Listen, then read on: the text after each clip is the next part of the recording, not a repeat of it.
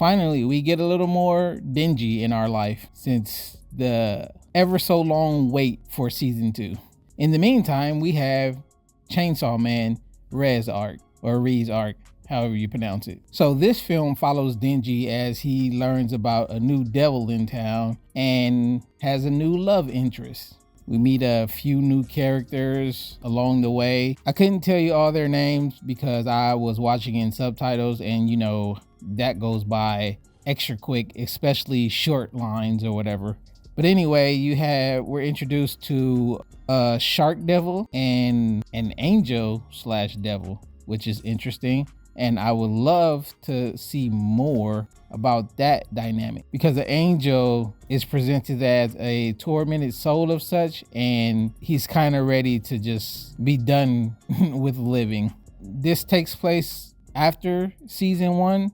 I don't know if he will show up in season 2. It's kind of an odd place to introduce new characters, but so be it. The film itself is decent. The action, as usual in anime, is good. However, the pacing is a bit slow. You don't get any real action up until the final battle. Most of it is building the story between the new love interest Reese and his true love interest Makima. So the building of those relationships are pretty good. I was very interested. However, I do have a bias because I think Denji ultimately should get the girl, Makima. You know, I'm a hater on Reese, even though the relationship that they shown was pretty good, but ultimately he deserved to be with Makima. Like, I'm waiting on that day to where he finally gets the girl. And so in this movie, we're introduced to the Bomb Devil, which is pretty dope.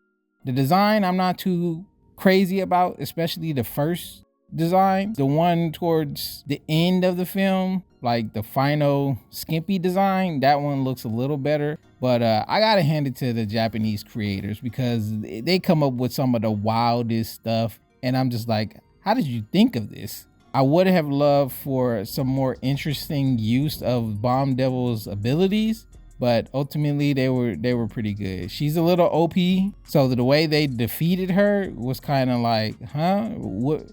How did we?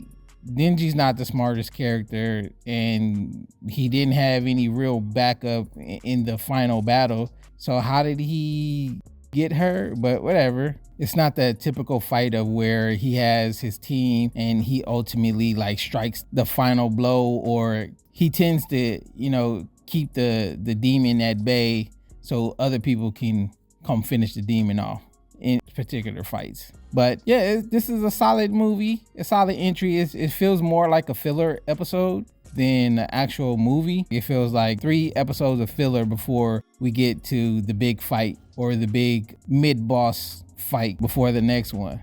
However, I didn't understand how Aki lost his demon in season 1, but yet some other devil hunters were able to use the head and the feet of his demon. So I was kind of lost on that one, and I thought he had, if I remember correctly from season 1, he had like devil dogs and he never used it in this one. But that's probably my shoddy memory because I didn't do a recap on season 1 or refresher. So if you can help me out in the comments, because I would love to know how that works. Also, I hate to do it, but I gotta say the animation quality here suffers a bit in areas. I don't know, Mappa usually does a good job, but I guess since they partner with her, I don't know what happened. But there's a few scenes that stand out. Like I see a lot of rotoscoping and a lot of 3D models being used on regular scenes. Now I understand using it for when he turns into Chainsaw Man, but just regular humans talking and walking, you're really not supposed to use it there unless it's a complicated angle or camera turn. But typically straight up and down shots or characters turning shots, there shouldn't be 3D or rotoscoping going on. So in the next one, I'm gonna need you guys to get that together, okay? Much appreciated. And with that being said, I'd give this 3 Chainsaw Man out of 5. That's it for this review. Thanks for watching. Don't forget to leave a like, comment, and subscribe, and I'll catch you on the next one.